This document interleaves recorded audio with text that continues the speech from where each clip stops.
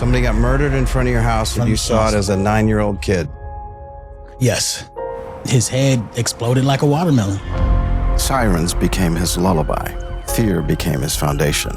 We wouldn't go to sleep until we heard gunshots at night. If you hear the gunshots, then shortly after them is gonna follow sirens. It was almost like a lullaby. But me and a few friends started a gang.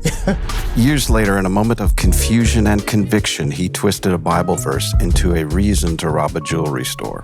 Moses was leading the children of Israel out of Egypt and procured their jewels and left. That's what we did. That's what led me in prison. It cost him 14 and a half years behind bars. That first night, I seriously contemplated killing myself to the point of taking the sheet, seeing where I was going to hang it at. But first thought was my children, Yes. daughters. And then the second one was a single question. Who am I? Did you hear an answer to that? This isn't a story about prison. It's a story about purpose. This is Dan Huber. This is Yallcast. And this conversation with Elkanah Hendrix will change your life forever. I graduated with 2 degrees in prison. You took 2 college degrees while you're in prison. Simultaneously, yeah. Wow. For me, FOCUS is an acronym. Follow one course until successful. I discovered my full potential.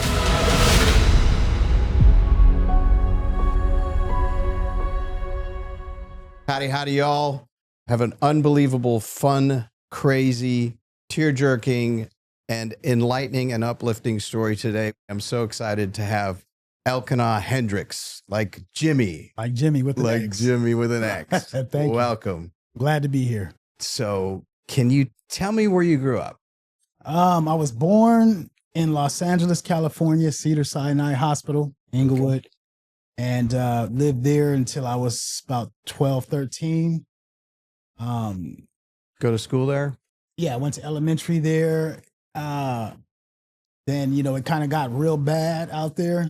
You know, brothers and sisters. I have 1 brother, 3 sisters. Yeah. And my father ended up moving us 45 miles east to Rancho Cucamonga, California. Cucamonga, okay. Better neighborhood, Yeah. because we were witnessing all kinds of violence, things like that. So, Oof. when I guess it was the breaking point was when he had a gun held to his face. Your father did? Yeah, right in front of our house. So that was like his breaking point. Said, you know what, get my family up out of here. Were your mom and dad together? Yeah. Okay. Yeah. And so you were 12 years old when y'all left? I was 12, going on 13. Yeah, about 12 years old. Yeah. Okay. And then you moved to Rancho Cucamonga. Rancho Cucamonga. Yeah. Awesome. And you went to middle school, high school there? Middle school, high school in Rancho Cucamonga.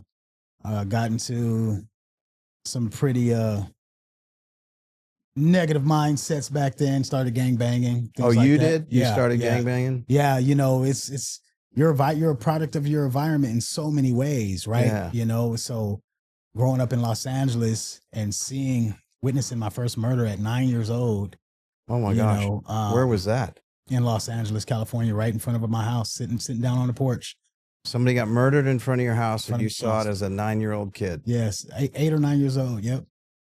Well, let's unpack that story real fast. So give me a short version of that, and I've got some follow-up questions. I was sitting in front of the house on the porch, enjoying one of them little icicles, Big Pop or something. Oh, One yeah. of those things. Yeah. The one with the orange and the Yeah. yellow and all of that. Yeah. Enjoying that. And I see a car from the neighborhood. There was a neighborhood gang in that area. I won't mention the gang, but I see their car. I recognize their car. They come flying down the street and they skid to a stop between our quadruplex and the neighbors. And 2 of the guys got out and they start shooting at a car that was chasing them, which was probably about 40 yards behind. That stopped. They had handguns. These guys had semi-automatics or automatics. I just knew it was, rapid Fast. fire. One of the guys get hit from my neighborhood. His buddy hops in the car, takes off, and they pull up, aim the long barrel rifle inches from his face, and his head exploded like a watermelon. And you saw all of that. And I witnessed all of that, went to the police station, everything. And man, I'm getting like stomach acid right now. What did you feel when you were a little kid? I bet just a crazy amount of fear. I hadn't even thought about that in so many years, right? Which we'll get to, I'm sure, until I went to prison and began to introspect and ascertain and answer questions about why I thought the way that I thought. And, I had to dig up some of those old bones. Yeah. And yeah, that was one of those old bones that I dug up. And so that was the terrified. first major piece of violence you witnessed. The first, yeah. Goodness. The first major one. Are you the oldest in the family? I'm second to the youngest. Second to the youngest. Were the other kids there? I was the only one sitting on the porch at that moment.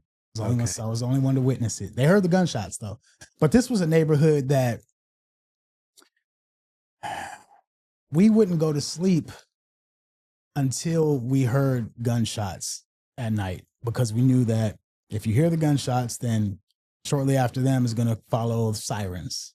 Okay. Right. So then, you're probably safe for a little bit. So did sirens equal safety to you Sirens, when you were younger? Yeah. Yeah. Wow. Yeah. Okay. That was a sweet sound. Sirens was a sweet sound, and it was almost like a lullaby. That's what helped us go to sleep at that time. I mean, it was drive-bys every night, gunshots every night. Wow. Crenshaw District in Los Angeles. Crenshaw. Yep. Okay. Wow. So that's a very big reason for mom and dad to pull up the tent stakes and head out. Yeah. That's good. So I'm assuming there was more things that happened after that until. Yeah. My brother's best friend got killed, shot 17 times, died before he hit the ground, witnessed more robberies than I can think of, I mean, yeah, it was just a violent neighborhood. It was Los Angeles in the 90s. That's what it was. So I guess, man, that's a weird state of normalcy for you. Like that your normal and your baseline was seeing and witnessing violence. Yeah. Oh my gosh. Yeah. How did that affect you physically when you were a kid? Do you remember any of that? Physically, no, I don't know how it affected me physically, but I know that it put me in a mindset of I need to protect myself by any means necessary. Okay. Right. So I was thrown into a survival mindset. Yeah. Eat or be eaten type mindset. And my father moved us away, but he couldn't move me away fast enough. And I was the only one who it affected the most. Yeah. And I think it was because I was the only one who saw that murder at such an early age, Did you have dreams or nightmares about it? Oh yeah, for sure. Yeah. Yeah. Do those still come back? No. So you've processed through all that? Yeah. I mean, I suppressed them for so long. So they came out in other ways, right? They came out in other ways. They came out at the age of 16, not joining a gang, because my father, he always taught us about leadership and don't follow the masses. One of his favorite sayings was, the masses are asses. I like your dad. The masses are asses, don't follow them, right? And so but me and a few friends started a gang. So you moved to Rancho Cucamonga at 12, and then by the time you're 16, then you and some friends started a gang. Yeah, in a city called Fontana. We had members I would returning to the vomit. I'd go back to Los Angeles any chance that I could get. Okay. Right. So there was was it kind of like a thrill seeking, or? I had friends out there. I had a really good friend out there. And so, we'd go to his house, which was still in the same neighborhood that I lived in. And so I go out there to his house and hang out and, just return to that environment. Right. It's like, I can't really explain it, but it's one of those psychological, phenomenons, right? Where you just return to an environment that is non-conducive for you.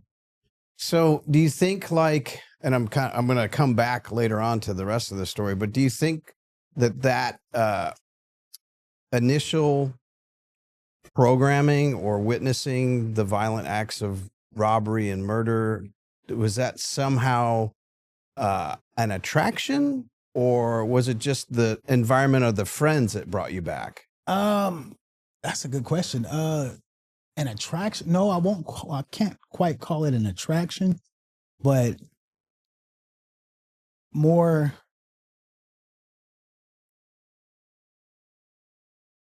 maybe intrigue. Okay. So there was So I guess there was some sort of attraction, but not in a, like a beautiful woman Yeah. attraction, but more like a morbid attraction, or like possibly curiosity. Yeah, curiosity.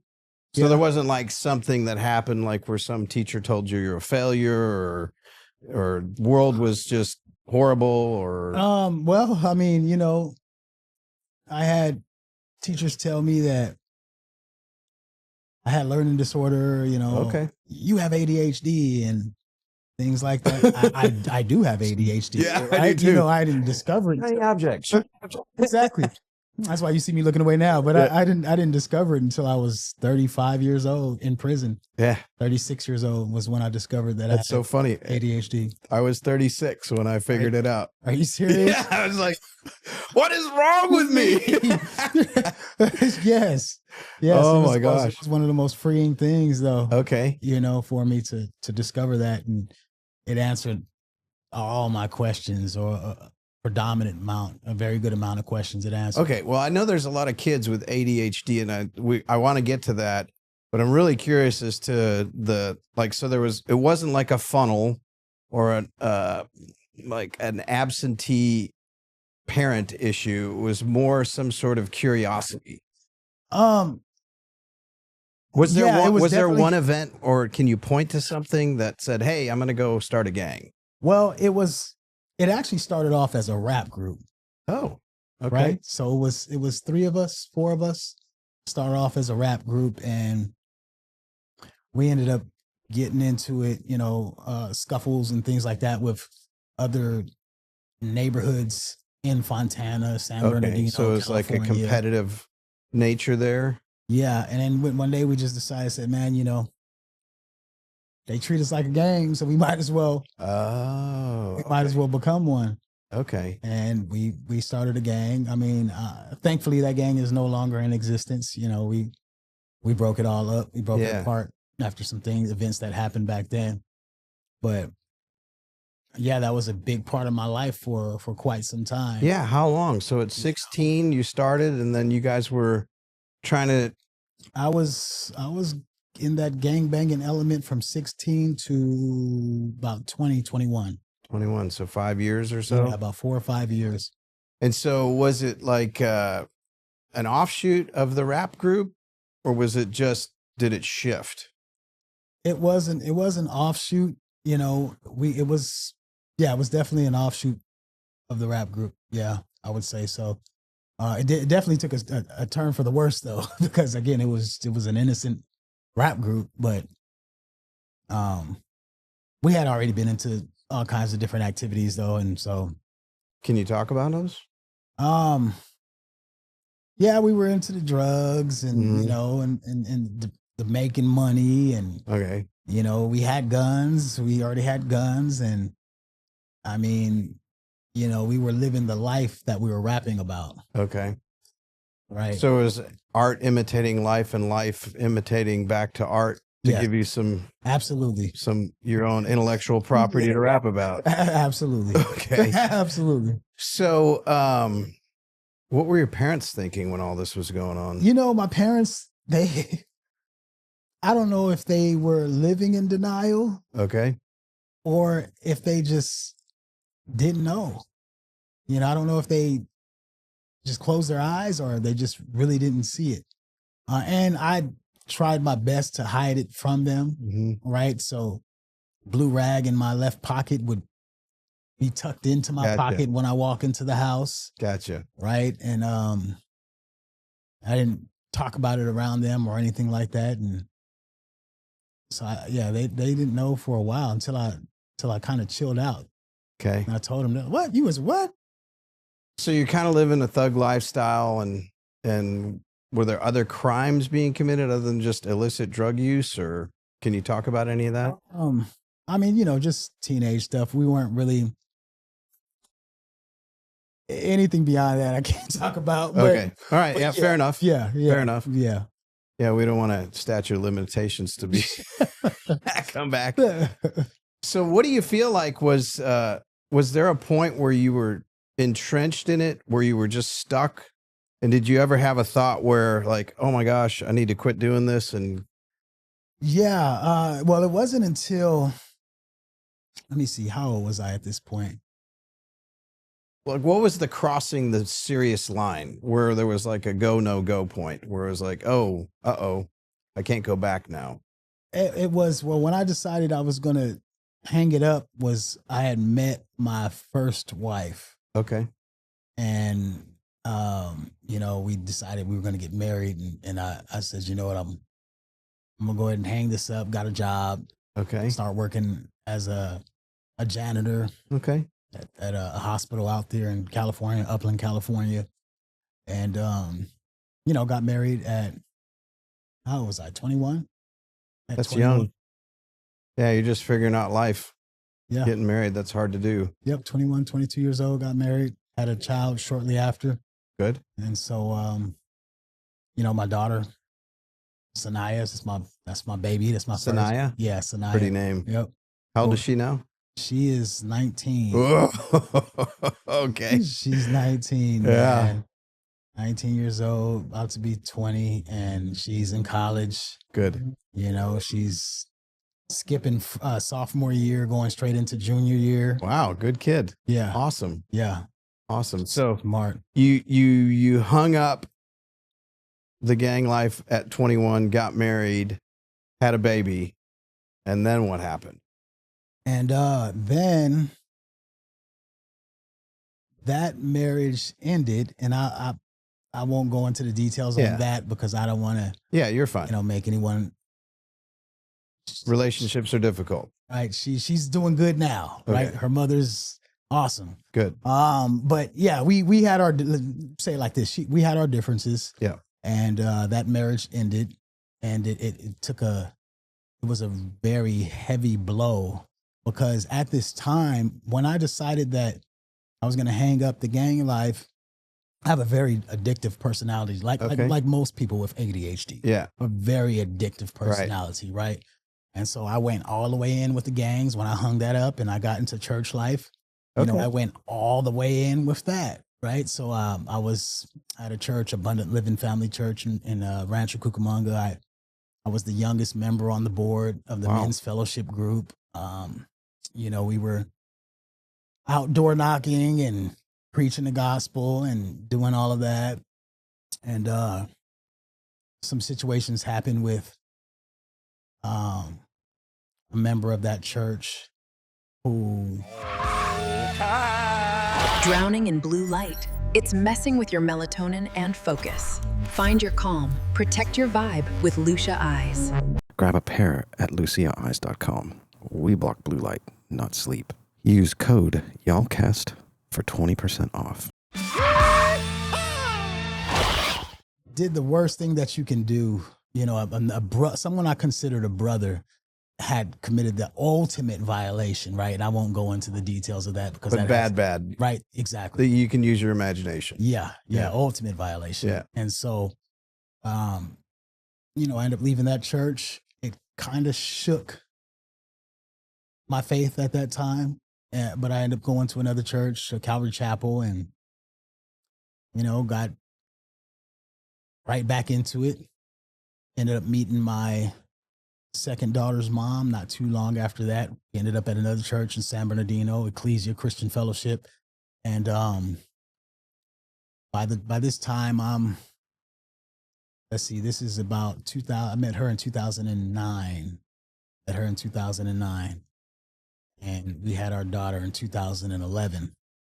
So we're heavily involved in the church and, married, and similar situation to the first time. Okay. It's like, oh man, I cannot win for losing.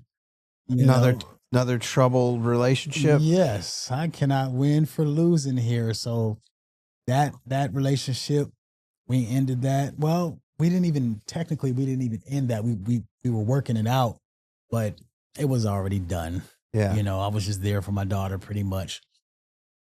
But these relationships and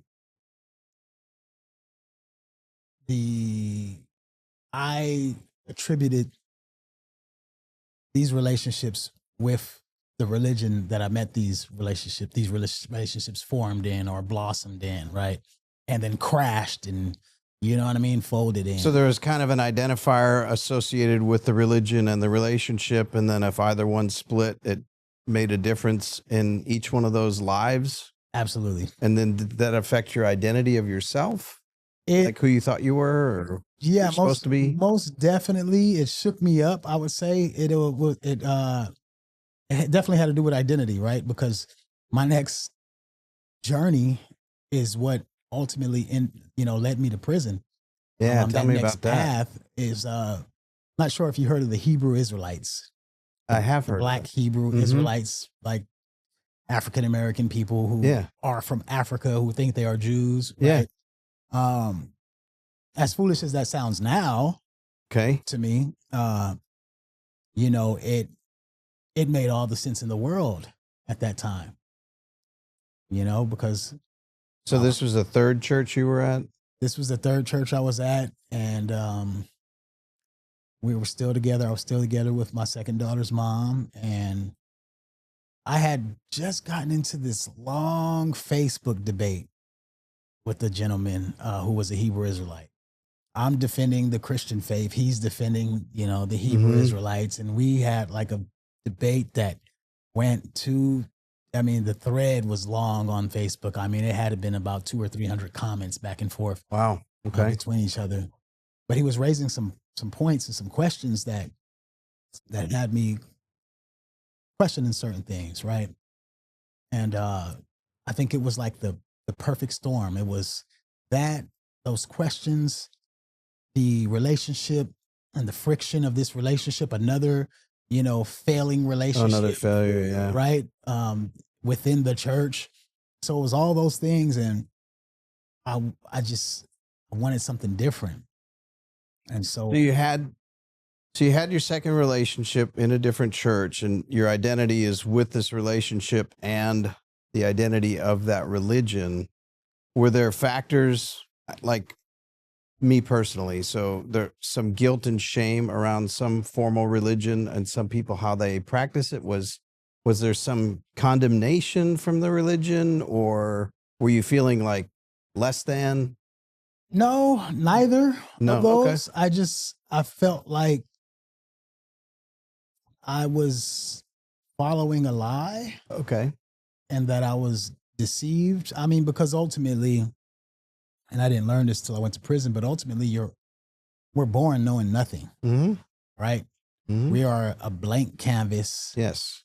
And we are, as much as people like to deny it, we are definitely a product of our environment. If we were born in an empty room with no human contact, we'd know absolutely nothing. Right. Right. All of the information that is downloaded into our subconscious mind comes from our senses, our peers, our parents, our mentors, and our culture.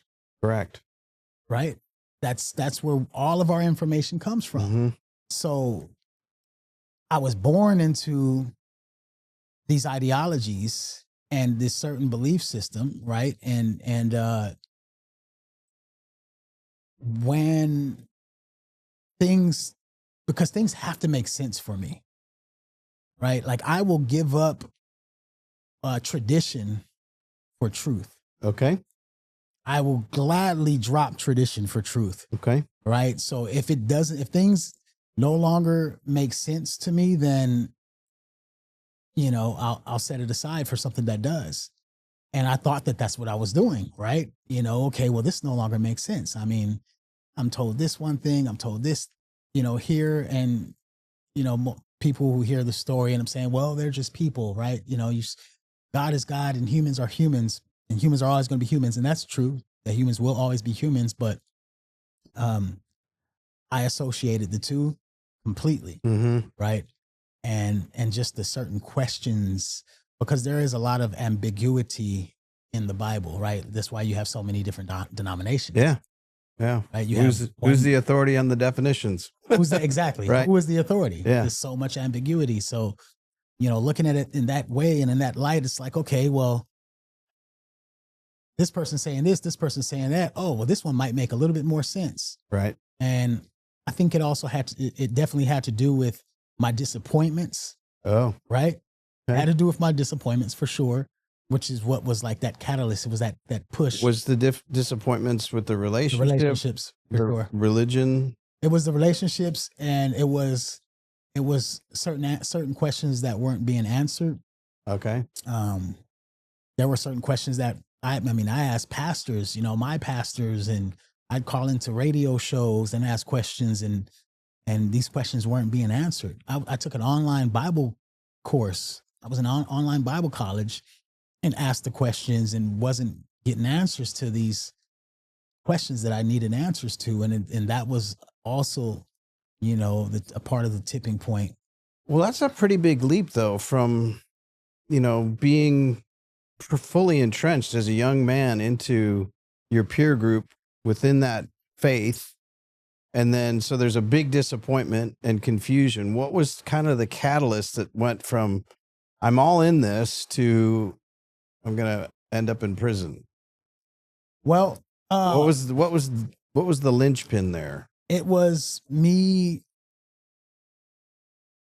turning to ideologies and belief systems of the Hebrew Israelites. Oh, okay. Right. So, I ended up believing that I was Jewish. I was the true Jew. I was a true. Wow, this is a total different turn than I thought it was going to go. This is awesome. So you went from being Christian to suddenly you're now a Black African-American Hebrew Israelite in that religion. Absolutely. Okay. And tell me about that. We didn't follow a group. Okay. It was me and a buddy of mine. We same way I did with the gang. We started one. Oh, you started your own religion? We started our own group. Oh, okay. All right. With underneath that? Well, it wasn't, I guess, underneath the title or the name Hebrew Israelites. Not right? formal and with it. No, we weren't a part of any formal group or anything like that. But just so you're an entrepreneur, just kind of. Exactly. Exactly. An entrepreneur, religious entrepreneur. And so that's just what we did. And me and my best friend, man, this guy, his mind is just like so brilliant. He's in 6th grade. He had the highest IQ in California of like grades above him. Wow. Right. And so, we bounce ideas back off each other, going back and forth and everything. And I said, look, we need to go ahead and formulate our own group. This is the new Exodus. Oh, okay. Right. All right. America is Egypt. Okay. Right. This is what I was really believing at that time. All right. America's Egypt. This is what we need to do. And that's when we moved to Texas, California. So you and your family, or you and your friend? Me, my friend, another buddy, my friend's family. I was trying to get my daughters to come with me, but that didn't work out. I separated from my second daughter's mom. And, we bought 20 acres of land. In Fort Worth or? In Thrall, Williamson County. Oh, Williamson County. Oh, okay. Gotcha. Thrall, Texas. And, we moved on the land. We decided we're going to live off of the land. And wow, that's all of interesting. That. Yep. And so you homesteaded 20 acres and you guys were getting down into homesteading. Yeah. Yeah. Okay. Put up 4 modular homes and, cut down 10 acres of trees. We had our own septic system there, electricity. We put everything up, we put about $1 million into that property. Wow. Okay. Yeah. $900,000 into that property. And we,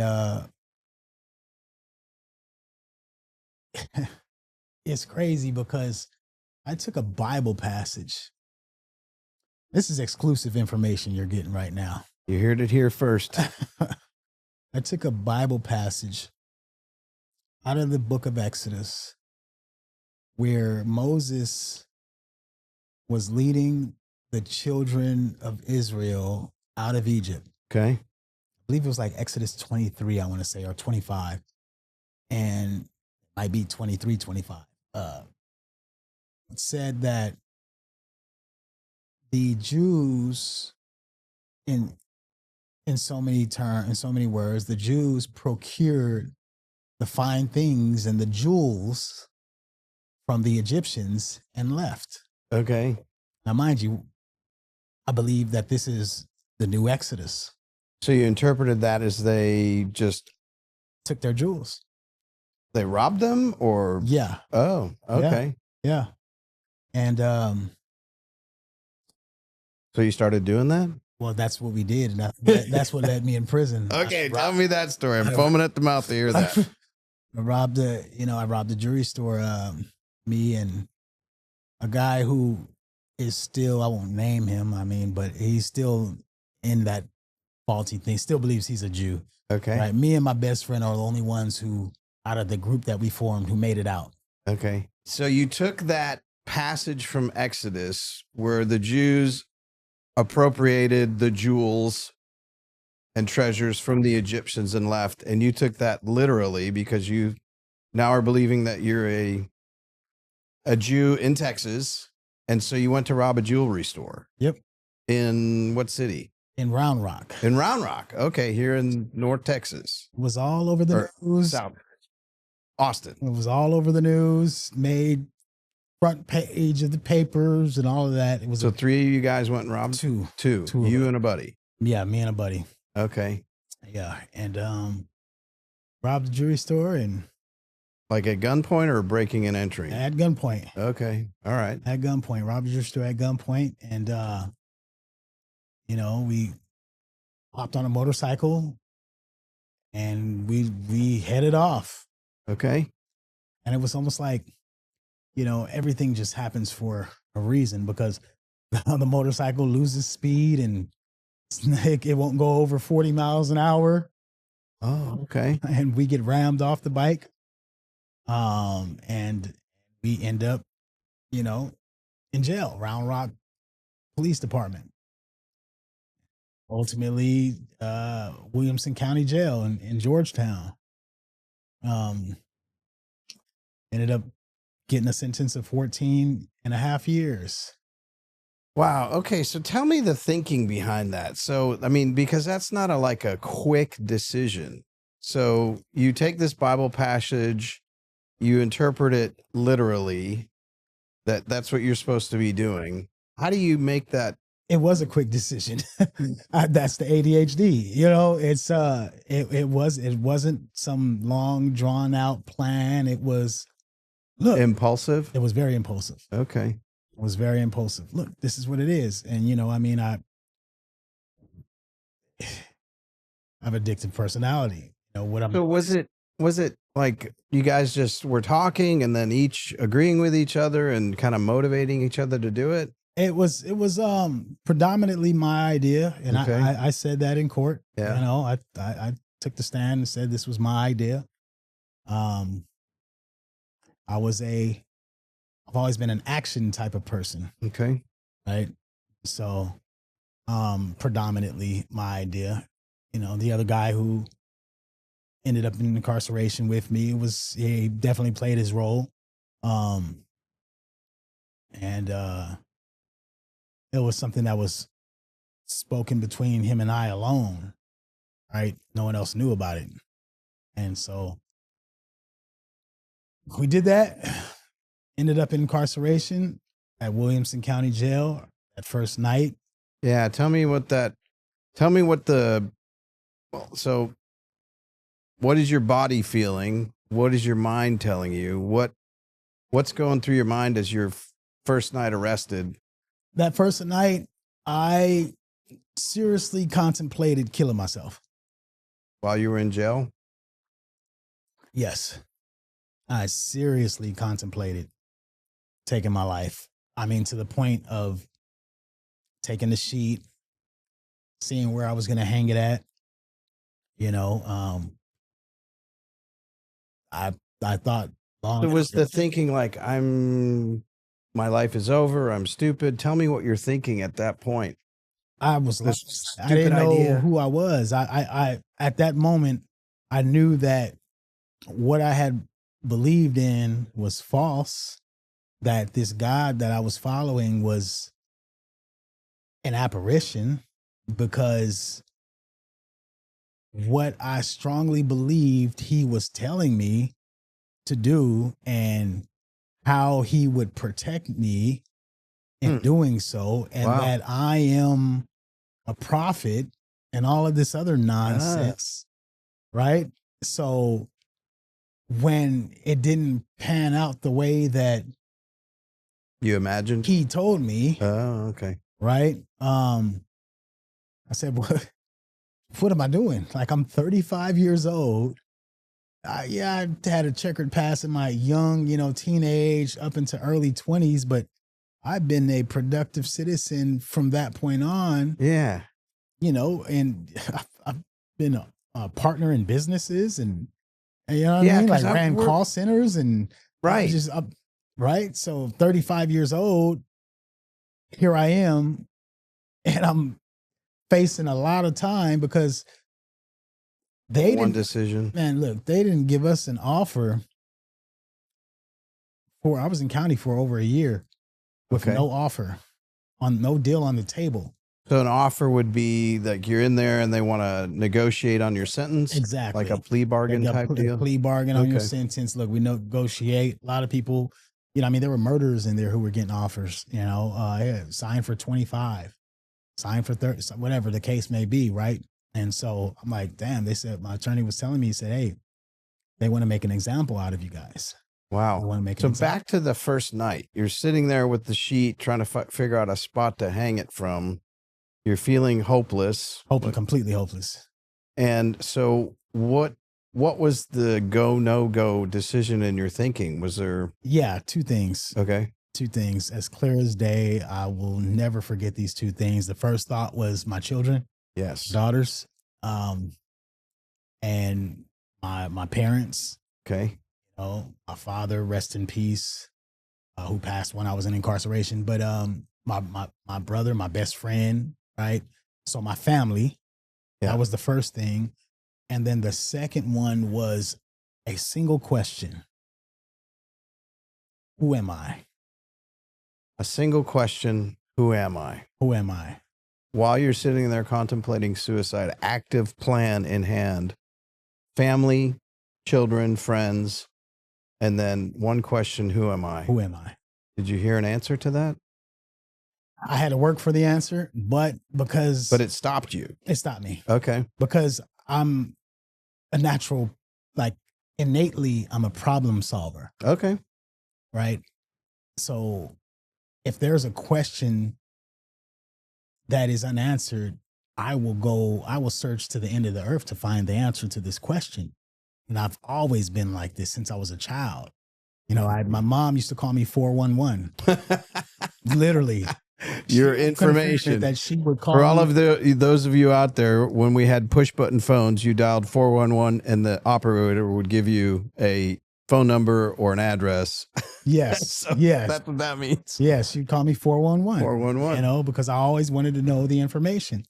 And so that question, it was almost serendipitous, because in county jail, you have these stainless steel plates that are fastened to the wall, right? Acting as a mirror. And this particular mirror, when I woke up, so that question and the thought of my family got me through that night. When I woke up the next morning to brush my teeth, looking in what's supposed to be a mirror, but it's so scratched up, so distorted that I can't even see or make out the details of my face. So internally, you can't make out who I am. And then the physical manifestation of that, you can't see who you are. Exactly. Woof. Exactly. And that's when that question was rooted. And I was determined to find the answer. Wow. I'm going to find who I am. So I had to kind of go outside of what I knew and everything that I had been processing all of my life up until that point. And I start consuming books. In prison, you start reading. Prison. Oh, okay. Read over 400 books. Wow. Nice. And I consider myself a student of Carl Jung. Wow. Okay. I've consumed so many of Carl Jung's books, and, psychology, philosophy, science, history. Theology, probably. No, I stopped? I stayed away from Press theology. pause on it. Yes, I pressed pause on theology. I stayed away from that, and it was intentional because, I look where it got me to this point, and I was studying theology when that led me up into this whole. So I said, I'm gonna hit pause on that, and I'm gonna really kind of just figure out this mind thing. I wanted to know why does my mind work the way it works? Okay. Why? How does the mind operate? Okay. Right? What are dreams? Because dreams played a huge part, right? In my decisions. Waking dreams or sleeping dreams? Sleeping dreams. Okay. Sleeping dreams played a huge part in a lot of the decisions that I was making. Right? In prison or before or both? Prison. Okay. Before prison. But then, why I say I became a student of Carl Jung is because he broke it down in his book, on Jungian psychology. Okay. He talked about dreams and how dreams are your mind. It is your mind's way of processing information and filing away what isn't useful at the moment and keeping at the forefront the things that it deems useful and necessary for survival and pleasure or whatever else. Right. And so, it says that, what you take in from your senses, your touch, your taste, your smell, what you hear, what you see, all of this is information being downloaded into your mind's hard drive. And dreams, even when you don't remember dreams, we all dream because it's your mind just processing all of this information, which is why dreams are so random. All these different things that'll happen in a dream.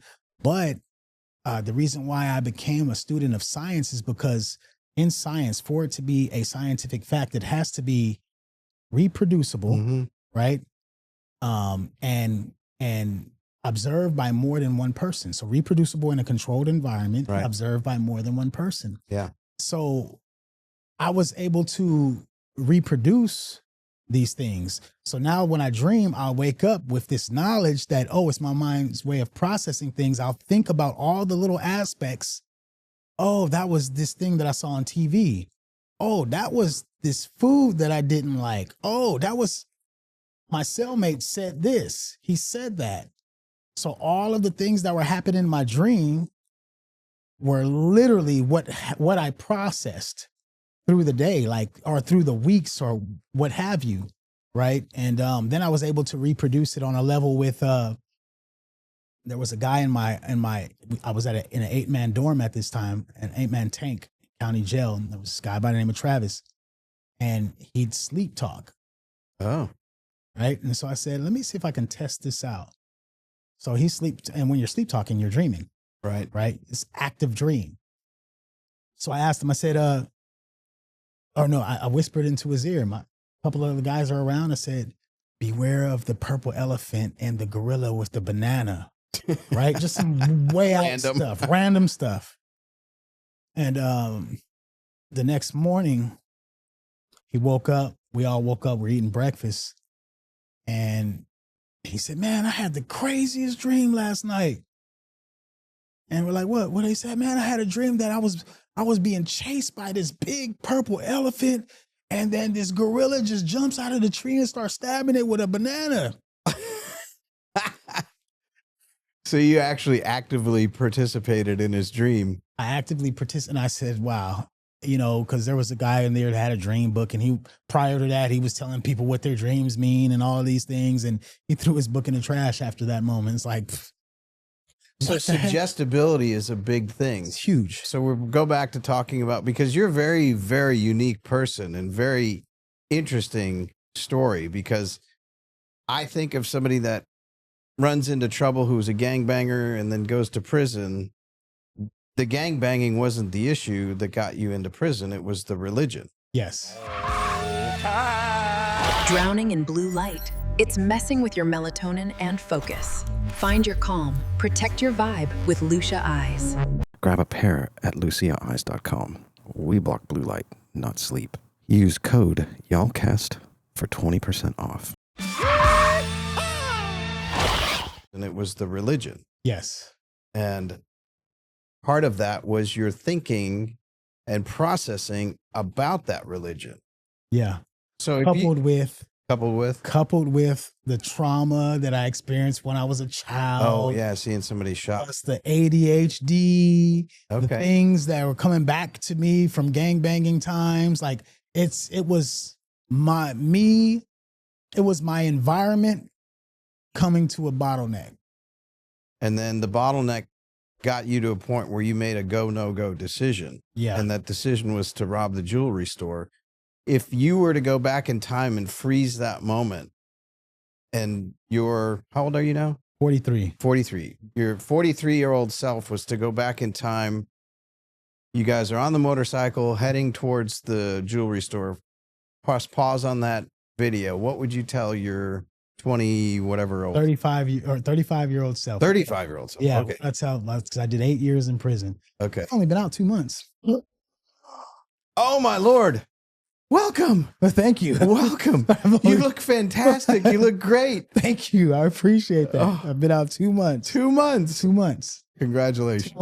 2 months and 3 days. Wonderful. Okay, so pause. You're the motorcycle's paused. You're telling your 35-year-old self. It's crazy because your son and your nephew, we had a good conversation on the way over here. Okay. And your nephew had asked me, he said, man, because I told them my story, right? And he said, because of where you are now, like, go back 8 years. Would you rob that jewelry store again if you knew it would get you to where you are now? If that was the only thing to get you out. So I said, that's a really hard question. It's a good question. It's a great question. Mm-hmm. I said, no, I wouldn't rob the jewelry store. Yeah. Because I wouldn't want to put anybody through that. Right. Right. So no. I said, even if it would take me an additional 10 years to reach where I am now outside of the jewelry, I wouldn't rob that jewelry store. Even if I never got to where I am now, Okay. I wouldn't rob the jewelry store again. Yeah. But I would hope beyond all hope Right. that I would get to where I am now in my Right. thinking. Right. Right. So to pause and what would I tell my 35-year-old self at that point? Don't do it. Yeah. Don't do it. Turn around, hop off the bike if you have to. Don't do it. There's another way. And I would sit my 35-year-old self down and have a long conversation about introspection, about some of the traumatic things in my past. We'll sit down and we would talk about our 7, 8. Actually, I wasn't 9 years old. I take that back. I was 7 years old. When you I saw that murder? All the time. We would have a long conversation about our 7-year-old self. Yeah. Okay. Good. Right? Yeah. Good. Let's go into that. What would you say? Because that's really interesting. If that is, I mean, to me, that seems like a really big It is. subconscious anchor in your, It even is. in your system, in your cellular system. You want to know how I discovered that was such a big part of my life and why I thought the way I did? Let me tell you how. Please. So I was in prison and I discovered that I wanted to become a writer. A writer. Yes. Awesome. I discovered I wanted to become a writer. I had been reading so much, and these books, not all non-fictional books, Yeah. a lot of fictional books, which has a lot of good information Sure. implanted in it, they were my lifeline. Yeah. It was my way to escape prison. I was living vicariously through the characters on the page, Yes. right? I mean, I've read the series of Game of Thrones 3 times. Wow. You know what I mean? Because George R.R. Martin is just such a Yeah. Good great writer. writer. Really good writer. And so The Wheel of Time and all of those types of books. But during this reading process, I said, you know what? I want to be a writer. I want to do what these authors are doing for me to other people. I want to give what these authors are giving to me to other people. Right. So during that process, you uncovered your 7-year-old trauma, or This is how. So I didn't want to just pick up a pen and paper without the first thing, without the first idea of what it takes to write a novel. Okay. I didn't want to do that. There were too many books that I picked up and I put down because they were not well written. Oh, okay. Right? In the urban novel genre and a couple other genres, Oh, okay. a couple of Westerns that were like, just crap. Yeah, it's just like, what is this? This is punctuation is off. And I know mine wasn't even great at that moment, but I know this is bad, right? Right. So I put it down. And I had my best friend order me books on writing. Stephen King's On Writing His Memoir. That was a great book. What became my Bible for writing was John Truby's Anatomy of Story, 22 Steps to Becoming a Master Storyteller. The greatest book that I've read. John Truby. He's a Hollywood advisor. Okay. He advised on Sleepless in Seattle, Shrek, things like that. But this guy is a master storyteller, right? And he teaches the concepts. It's a lost art, master storytelling. But it was this set of thesaurus that I picked up. My bro had sent me called. It was written by Becca Puglisi and Angela Ackerman. Okay. And you had the rural settings thesaurus, the urban settings thesaurus, the occupational thesaurus. So you can look up anything and it'll give you, detailed information on it. But they had these 4 thesauruses in there. It was the emotions thesaurus. Oh. It was the negative character traits thesaurus. Wow. The positive character traits thesaurus, and the emotional wounds thesaurus. Wow. And who wrote these? Angela Ackerman and Becca Puglisi. Becca Puglisi. Yeah. Wow. And it was. So they're actually using a thesaurus to identify emotional trauma, negative people, positive people. Those 4 I just listed off are so in depth and accurate that psychiatrists the world over uses them as aids. That's awesome. So during that process, you tiptoed back into it, or did you just dive into something? I dove into the emotional wounds because I was creating a character on a page. By this time, I knew how to write. Okay. Right. I know how to tell a story. All right. The right way. And so I got those books, and I'm doing character development. I'm building my characters. I want them to be as, in depth and full of characteristics as George R.R. Martin's characters are. So you're trying to get into the real part. Exactly. Knee deep into who the people are. Exactly. Okay. So I pick up the emotional wounds thesaurus and I'm flipping through it. And there was an emotional wound for growing up in a dangerous neighborhood. And so I'm flipping through this and I get to this part of the book and that's interesting. So I start flipping through it, and you tie these aspects of this thesaurus to the negative character traits thesaurus from the positive character traits so that it fleshes it out, right? So I did that. So it references both books. Yes. Okay. And I was looking in the mirror. So this book of emotional wounds identified growing up in a violent neighborhood, and those character traits point to the positive and the negative. So you figured out who you were. It was me. I was staring at myself. This character who I was creating for a particular novel. I wrote 3 novels when I was inside. I wrote 2 self-help books. I have 1 self-help book published.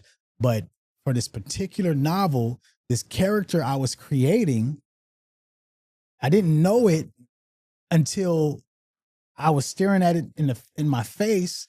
It was staring me in the face, but I was writing, the character I was creating was me. Wow. Did that like kick you in the crotch? My jaw dropped, the book dropped, and I'm just sitting there on my bunk like, what? Yeah. I'm creating, this character is me. What was the biggest aha about the negative character traits of somebody who witnessed violence? What did you pick up on that was identified with you? It's so much. The biggest one I would say is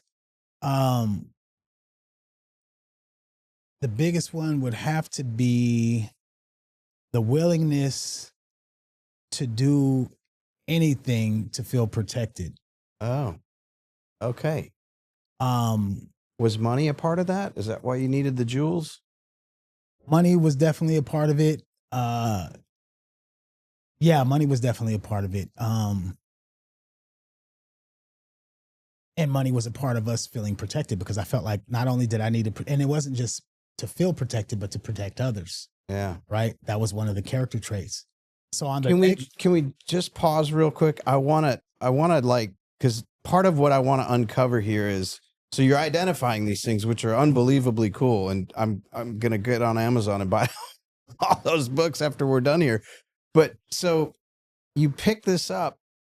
If you were to pause this story right now and go back to the day after, the week after, the month after, witnessing that as a 7-year-old, because I know there's a lot of people out there who've witnessed violence, who are still living in the middle of violence, and they don't know how to deal with it somatically with their body. And what would you say to that 7-year-old self of yours? What would be the one thing you would want to say, or two things or three things that you'd want to say to that little kid who just saw something horrific? It's going to be okay. Okay, great. It's going to be okay. It's going to be okay. It's okay to cry. It's okay to cry. Right. Did you have a problem doing that? Yeah. Okay. Yeah. I held my tears in because I felt like I needed to be a man. Oh, right? At 7? At 7. I felt like I needed to be a man and I needed to be more of a man than this person who just got killed. What a heavy weight to put on a 7-year-old kid. Wow. Where did that come from? It came from seeing someone who I perceived as the weaker of that battle. Oh, the loser. Oh, oh man. So here's somebody that was weaker that you saw get murdered. And so that entrenched a belief that you had to be strong. Exactly. Holy cow. That's a heavy weight for a 7-year-old. What else would you tell that kid? Sorry. It's that's fine. That's fine. I would tell okay him to cry. It's okay to cry. And it's okay to be a kid. Yeah. You know, You had to grow up. it's okay to be a kid. There's other things I would say too. I'd tell that my 7-year-old self that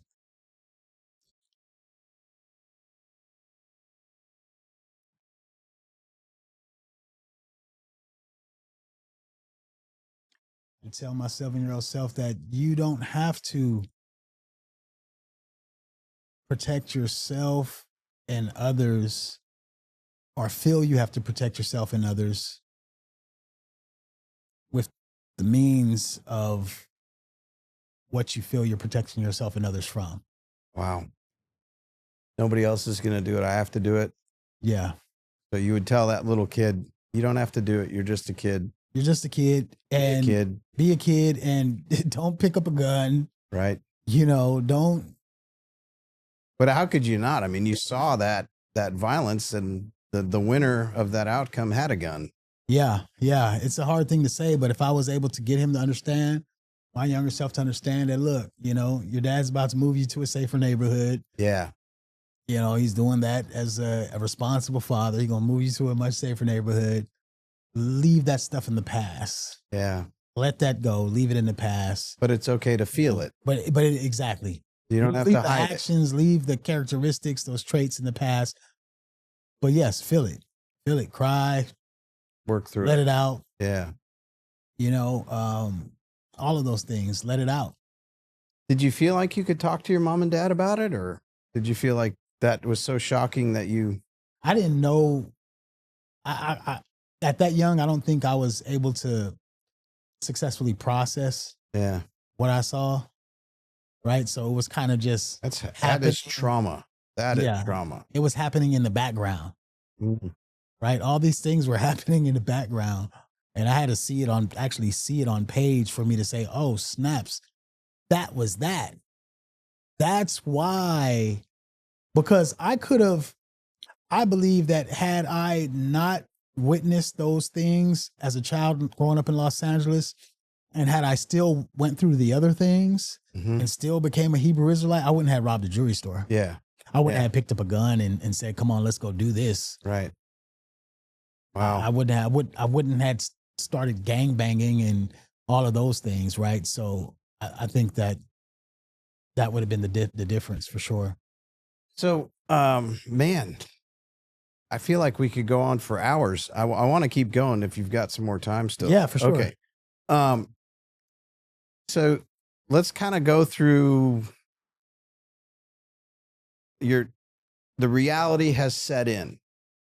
Your first night is over. You made a decision to figure out, who am I? Why am I here? And then, so I guess the next thing, you started reading more. Is that how you dove into getting the discovery of who you are? Yes. So okay, so the source books really helped uncover. What else in that process helped you figure out who you are? I know it's a lifelong journey, and we'll hopefully figure it out after we die, but. Yeah, I mean, I know who I am now for sure, and I know my full potential. I know who my future self is. I know all these things. All of these questions are answered. And that's why I move the way I move now. That's why I moved the way I moved inside of prison. That's why I reached the pinnacle of the Texas Department of Criminal Justice as far as an inmate in prison, which is one of 8 staff writers for the largest prison newspaper in America. Wow. Right? You know, you have 120,000 inmates, and there's only 8 at that time. When I got hired on, it was 6 of us. You know, so you found a purpose. I found, yes, exactly. What a lot of people call purpose, and I think purpose is kind of ambiguous as well, right? Because no one really knows what their purpose is. It's one of those things. What is my purpose? I don't know. It's kind of ambiguous. So I like to use the term potential, full potential. Okay. I discovered my full potential. And you're actively pursuing that now. I'm actively pursuing my full potential. But you did within the confines of being incarcerated. Yes. Wow. Yes. How did you keep yourself positive and motivated in that? Because it seems to me, I've been in jail only for a little while. When I was an 18-year-old kid, I had to go. I was with a person who sold drugs. I was doing drugs. We got arrested. I ended up having 3 years of probation and 30 days in jail. So it was. But you've been there. So it was chill. I mean, it was like, it sucked every night driving back there. I was out on work release, and so I had to be there over the whole weekend. And it was a bunch of suburban knuckleheads. It wasn't any thugs or, didn't get any fights, but I still hated it. Yeah. So how did you mentally keep yourself going through that? I think the first couple of years, it was the process of self-discovery. Oh. That was such an intriguing thing, to be able to uncover so much about myself. And you had the time. And I had the time, right? I have nothing but time. Yeah. Now they have tablets in there. The last couple of years, they have tablets. They can watch movies and games and things like that, right? When I went in, there was no tablets. It's books. It's just books. Yeah. Books, newspapers. That's it, right? Analog. Exactly. Yeah, not digital. Yeah. We had TV, but I wasn't one to sit in a day room and watch TV. I never really watched TV like that. So to be able to unravel different layers of who I am was the most refreshing, most intriguing thing to me. I mean, I was in my own world. People ask me all the time, why are you always smiling? Right. And there's this thing in prison where they tell you, oh, you friendly, right? Well, yeah, I am friendly. You have a great smile. Thank you. Yeah, you're like a happy person. I am. I've always been. I would friendly. never have guessed you just got out of prison 60 days ago. Yeah. Most people wouldn't. Yeah. But friendly is a derogatory word in prison. Oh, okay. Oh, you Does friendly. it mean weak? Yeah. Okay. You weak. You friendly. And so, once I discovered that that's what that meant, because people are like, man, you friendly. I'm like, yeah, I am friendly. Like, And it kind of throw them off, right? Like what? So yeah, bitch, I'm friendly. I'm friendly for. But once I discovered what it meant, I wouldn't get away from, there was a time that I did because a certain incident happened that, I said, you know what, I'm gonna stop being friendly because people are thinking that I'm weak. I'm getting into these fights because people thinking they're testing me. Yeah, take advantage of you. They're trying to, right? They're trying me, and then but I'm a martial artist, so you made the biggest mistake in the world. I'm about that 30 years in martial arts. Like I'm not, you know what I mean? Someone that you. And that's why I can be friendly, I believe, inside of a place like that, because so I would call that meekness. I'm confident. Yeah. Yes, exactly. So all right, well let's delve into the martial arts for a little bit. So 30 years in martial arts, which martial art? My first martial art that I practiced, that I studied, was Wing Chun Kung Fu. Wing Chun, awesome. Yes. In LA? And in California, first in Rancho with my uncle. He was my first instructor. Okay. And then, yes, Los Angeles, I ended up studying under the world-renowned president of the Wing Chun Association, Gary Lam. Okay. He's arguably the best Wing Chun practitioner in the world now. Robert Downey Jr. study with him? No, Robert Downey studied with, he's Wing Chun, though, he is right? Wing Chun. I think he studied with Hawkins Chun. Okay. Who is an associate of Gary Lam's. Okay. Hawkins Chun. Yeah, I think it was Hawkins Chun. What did you learn from martial arts? What's the top 3 things? Discipline. Posture. Confidence. Yeah, and of course, I mean, to be able to defend yourself, self-defense, right? But posture, a lot of people would say, man, were you in the military? Okay, because you hold yourself that way. No, no, I've never done time in the military. And it wasn't until one guy said, were you in martial arts? Yeah, I've been in martial arts. Oh, that makes sense. Yeah. Right. So discipline, posture, confidence in my ability to be able to protect myself. And the reason why I took martial arts so seriously is because I wanted to know how to protect myself. There you go. Back to seeing somebody get murdered. Someone get murdered. Yeah. That's a core somatic within your body, within your cells imprint. Yes. And it was out of fear and protecting yourself and others. Absolutely. Wow. So real quick, so let's unpack you're in the middle of prison. You're now one of the top writers for the Bureau of Prisons in Texas. You found your purpose, your passion, your potential. And now you're seeing 4 months ago, now you're almost out. What's your mind going through? Well, let me back up just a little bit. Yeah, sure. Okay. Feel free. Tell me whatever's important. Let me tell you how I got on the Echo prison newspaper staff. So I ended up going to a particular unit for college. I graduated with 2 degrees in prison too. You took 2 college degrees while you're in prison? Simultaneously, yeah, dual degree, microcomputer application and business management. Good for you. Thank you. Appreciate that. And it was during my speech and English courses. In fact, it was my speech professor, Professor Honeywell. Thank you so much. Shout out. She referred me to Miss Kaiser, who's the managing editor for the Echo, for the job. She said, you have to check this guy out. Like his wordplay is nice. I mean, his storytelling, like his speech is floors people. I remember I gave a speech one day on self-awareness. Yeah. Right. And I started off with a story. I created a short story. I mean, a very impactful short story, and then gave the speech because we had like 5 minutes to give the speech. And, but before we give our speech, we have to turn our speech in to her for her to check it out. Right. So she wants to be able to grade it while we're giving a speech. We turned that in a week before. She brought somebody out, a guest out, to hear the speech, because she's like, you got to hear this, like this, what he wrote, like. And so I gave the speech, and, it was impactful to a lot of people. And at that same time, Miss Kaiser, managing editor, she was looking for another person for the Echo. Another writer. Good. Yeah. So she asked her, she said, you can refer one person, one student, past or present, who would it be? She's like, you got to check this guy out here. Tell me about it. I apply, and I end up getting the job. And I was a writer for them for close to 3 years. Nice. Staff writer. It took me about 1.5 years to realize, oh, wait a minute, you're already published. You know what I mean? Yeah. Because I'm published many times over. Yeah. With every article that I wrote, right?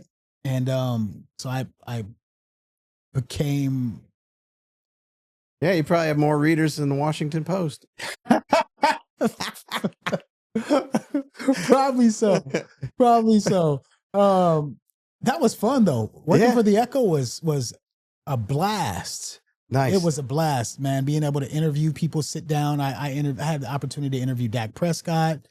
Really? Yeah, sit down with Dak Prescott. I interviewed one-on-one interview with Muhammad Ali's daughter, Kalia Ali. Wow. Wrote article on her with C.J. Stroud's mother. Wrote article. This is impressive.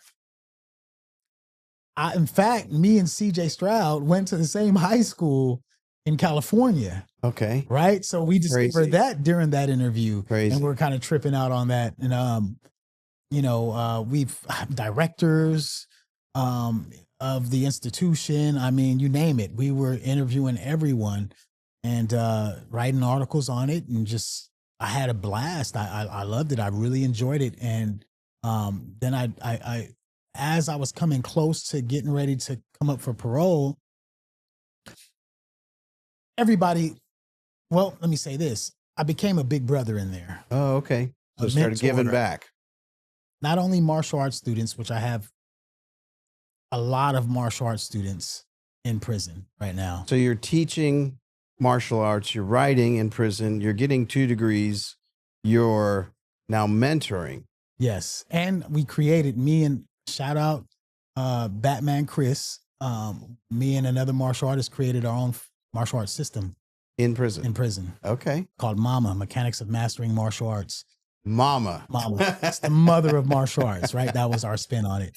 Whether it's mother or not, I don't know. That's to be determined. But If you're going to get it's your really ass good. whipped, it's going to be by My mama. mama gonna knock you out, right? Bam.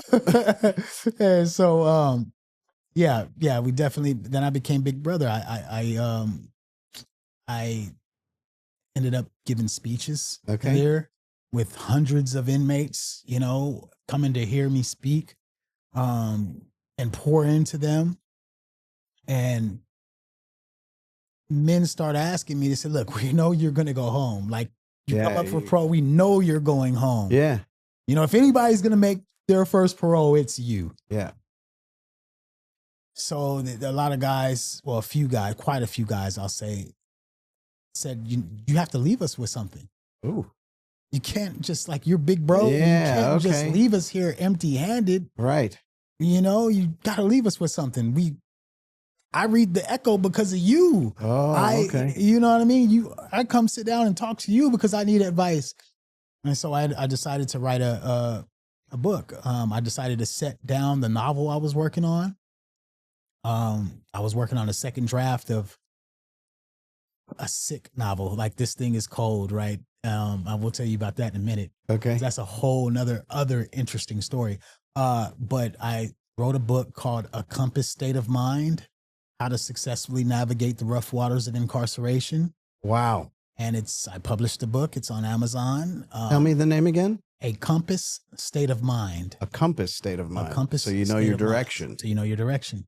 Right? Wow. I bet that's really hard to find your direction there. Yeah. And those guys would, woof. Subtitled How to Successfully Navigate the Rough Waters of Incarceration. How to do it successfully. Wow. And I was one who can speak on it because I did it. Yeah, That's you did. strategically, right? It was steps that I took. I was very intentional about my movements, Yeah. about what I did, what I didn't do, about who I hung around, who I didn't hang around, Yeah. how I moved, how I didn't move.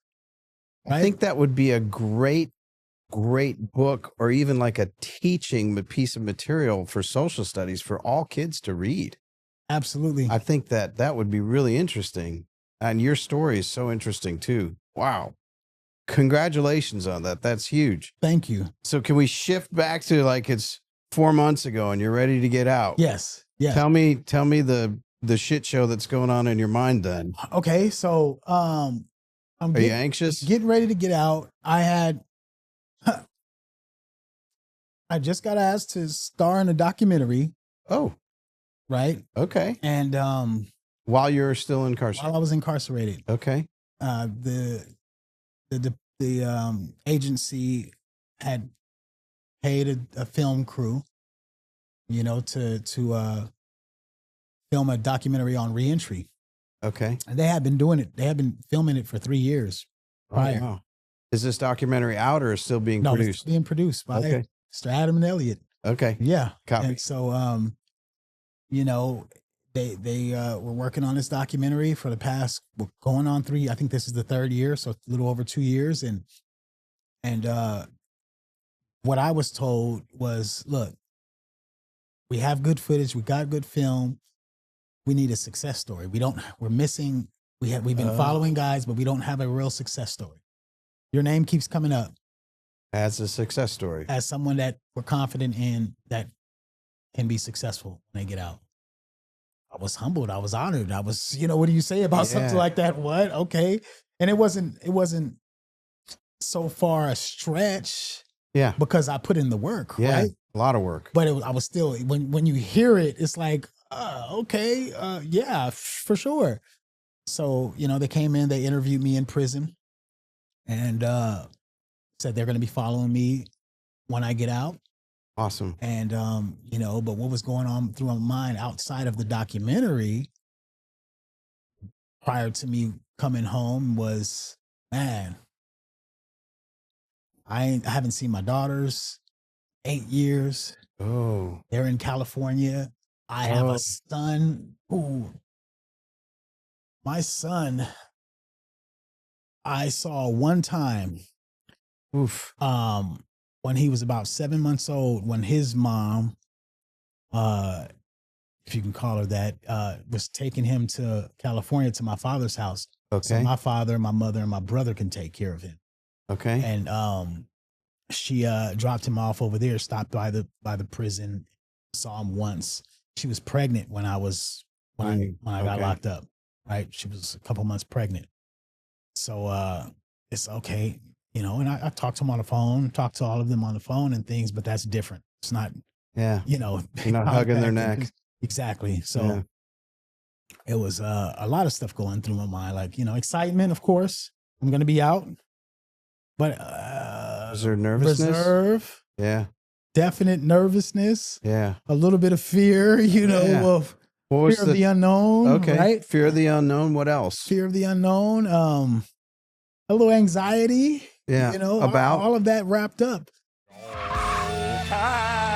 Drowning in blue light. It's messing with your melatonin and focus. Find your calm. Protect your vibe with Lucia Eyes. Grab a pair at luciaeyes.com. We block blue light, not sleep. Use code Yallcast for 20% off. Are they going to accept me back as their father? Oh, the world? Oh, the kids. My kids. The kids. Right? Okay. Yeah, sure. Sure. No, as far as the world goes and just society, I was not anxious about that or afraid about that. I had prepared for that, like, rigorously. Yeah, you're ready to go. I'm ready. So it's the nervousness is around the family and reentry into that relationship and reunification. Absolutely. Okay. Absolutely. And now you get out. I'm out. Tell me that day. Okay, so I'm out and most people's first stop is to go get food. Good food. Good food. That wasn't my first stop. My first stop was to the tailor to go get 3 suits tailored. Okay. Dress the part.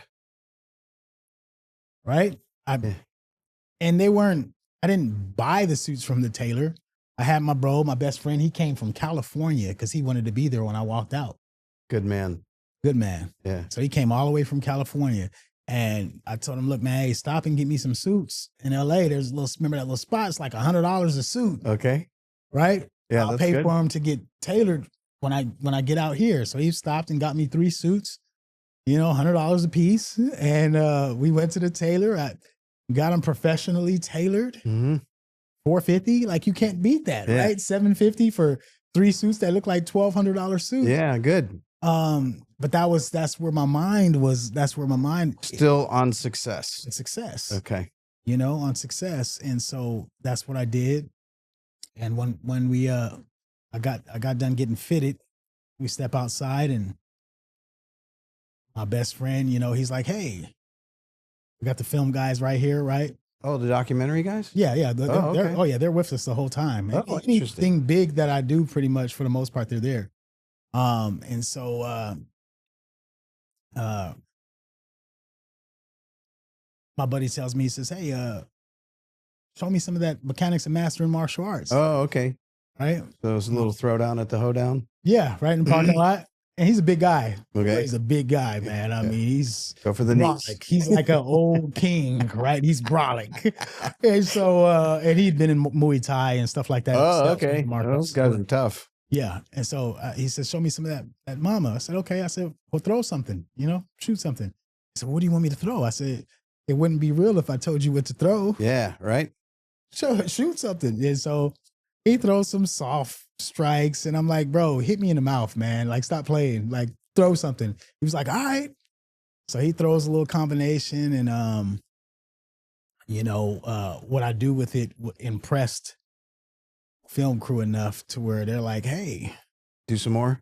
yeah, do some more." Cameras came out then, you know, and since then, I mean, it's like I had just posted something on social media the other day, a little video. I was walking and talking, and it just was on my heart. And I started it off with, I said, "If you chase your dreams, eventually your dreams will start chasing you. Ooh, I like that. You won't be able to outrun them. Yeah. If you have to chase them though, actively. I can't tell you what point that's going to be when they will start to chase you, but if you chase, they will eventually. You won't be able to outrun them." Right. You know, and so I had been chasing them vigorously, you know, just on them, so in hot pursuit of my dreams. And now it's like I'm out, and all of these connections are starting to Manifest. I mean, I've been asked to star in a movie. Wow. I've been asked to send the manuscripts of one of my, or hurry up and publish my novel. Wow. Awesome. And so that it can be, you know, sent to a certain production company, a big production company, for the possibility of a TV series. Wow. You know, because I know storytelling. Like I've mastered 8 years. That's like a PhD, Yeah. right? I mean, Easy. you sit Easy down, you have PhD. all this time, Yeah. and I really know what I'm doing when it comes to storytelling now, right? And so is that the future? Is to continue being a writer or a yes, journalist? I will write into. I'm definitely looking at journalism as well, but self-help books, So more mentorship. novels, Okay. right? Because even my novels have messages, Of course. right? So these 3 novels that I wrote, that me and my bro wrote, because he helped me with the host. We have a story universe that we created, Okay. right? A whole universe. So all 3 books are a part of our universe. Nice. For our fictional novels. And you know, this first one, The Last in Ganga, it's about the decline of sociality, Okay. right? And so we'll be but that's it's not preachy. The characters don't talk about it. Mhm. It's interwoven in the story, in Okay. the structure of the story.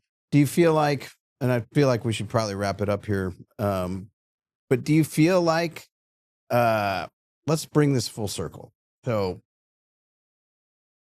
it's very interesting and unique to me that you were a gangbanger, got out of it, got fully entrenched in religion. One bad decision led to a huge change to where you're incarcerated. And now finding your purpose, passion, potential, mentoring, creating, continuing to create. Do you feel like, because you don't have any, and this is, I don't want this to be patronizing or sound whatever, you have 0 victim in you. I have not heard one time, poor me, the society, the blah, blah, blah. Can you tell me, was that always there, or did that, because it's a huge message to me. I want people to really, because it's been just mind blowing to me that you have not said anything but accountability for yourself and work, intentionality, and change. Was that always there, or? No. Okay. That came with introspection. That came with understanding, right? Because I held the victim stance for quite a while, right? Blaming it on this person. Yeah. Oh, well, America is Yeah. Egypt. Right. What? Okay. Right? All You right. know what I'm All right. saying? Like, what are we talking about? And there's realities to certain things, and but at the end of the day, you cannot, if you make yourself a victim, you will remain a victim. Okay. If you see yourself as a victim, Yeah. you will be a victim, right? It's how you see yourself. How do you see yourself when you look in the mirror? No, So you had that scrubbed up, scuffed up piece of metal, and you couldn't see yourself at all. at all. Is that that reality of now seeing yourself clearer? Yes. Yes, I know. I can, if you ask me where I'm at in 5 years, I can tell you. If you ask me where I'm at in 10 years, I can tell you. If Awesome. you ask me where I'm at in 20 years, 30, 40, I can tell you. I've thought long and hard about these things. I see myself. I envision it like this, right? You have 1,000 yous, future yous, reaching back with their hands out, saying, hey, grab my hand, grab my hand, Okay. grab my hand. It's up to you to identify, because they're in the future, Yeah. whose hand you want to grab. How do you do that? If you were to tell some 16-year-old kid who's trying to make a decision on this, how do you tell some kid which one do you reach out to? How do you identify that? He's already in you, right? So you have to introspect. You have to look inside yourself. And it's by asking simple questions. What do I like? What do I like to do? What is a passion of mine? What can I do day in and day out and be okay with not getting paid for? Oh, beautiful. What can I do and get paid for and it not feel like a job? There you go. And writing was that. Writing was that. And then you go deeper than that though, right? So once you do that, because everybody is a brand, whether you like it or not. Mm-hmm. And every brand, every real brand, every brand period has a message. Right. Right. So what's your brand? What's your message? I had to discover that. So once I knew who I was and who I wanted to be, who my future self is, then I said, okay, well, and this all comes from understanding and from learning and from reading, brand books on branding, took so many master classes in prison. I can't even, what are the couple, like 2 simple steps that somebody could start with right now? Ask yourself, write it down, because there's going to be a couple of things that come to mind, right? Okay. So for me, it was, as far as what was I passionate about? Okay. It's martial arts. Yep. So I've been in martial arts my whole life. Yeah. It was writing. I wanted to be a writer. And it was public speaking. I've been a speaker all my life, right? Like I've always talked. I just, I'd have to be told to shut up. So those are the 3 that I wrote down. Then sleep on it. Which one out of these 3 do I want the most? Nice. So write the top 3 things that give you joy, that you like doing, that you could do without getting paid for. Sleep on it, let it rest, and then come back to what's the number 1 that pops out. What's the number 1 that pops out? And it's always going to be one that stands above the rest. And then take action. And then The you next take right. action. And Awesome. you focus, right? For me, focus is an acronym. Follow one course until successful. Just one. Man, dude. Just Follow one. one course until Until successful. I like it. Don't let anything take you off of track. That's your next book. There it is. There it is. Dude, I want to have you back. I'm so grateful you came in last minute to fill in for us. I am thrilled to meet you. Where can people find you? I have a YouTube channel, The Climber's Code. Climber's Code. The Climber's Code. Okay. Yep. On YouTube. You can follow me on Instagram, King Hendrix 43. On TikTok, King Hendrix. On Facebook, my name, Elkanah Hendrix. And yeah, then again, YouTube, The Climber's Code. I'm so looking forward to seeing all the things that come from you. And I so appreciate you being here. I know there's a lot of people out there who are going to have a ton of benefit from this. I appreciate you having me, man. Elkanah Hendrix, cool. You're the dude, man. Really I love cool. it. Likewise, brother. Likewise. Yallcast disclaimer. Welcome to Yallcast, where opinions are strong, the coffee is stronger, and absolutely nothing you hear should replace your doctor, lawyer, therapist, or your grandmother's advice. Everything you see or hear here on the podcast, videos, live streams, all of it is for entertainment and information purposes only. The thoughts and opinions you hear belong to whoever is talking and not necessarily to Yallcast, our partners, affiliates, sponsors, or the great state of Texas. We try to get things right, but hey, like you, we're human, and all information provided is as is, with no reps, warranties, guarantees, and definitely no refunds if you take it too seriously. So if you make a life decision based on this show, we hope it's a good one, but that's on you. Nothing here counts as medical, legal, financial, or relationship advice. If you need that, please go talk to a professional. Sometimes we shout out to brands or products. Most of the time, that's just conversation, but yes, occasionally it's stuff we use every day and genuinely love. Yallcast and everyone involved here are released, indemnified, and held harmless from whatever happens next. We're just here to make you think, laugh, and maybe question blue light or your Wi-Fi connection.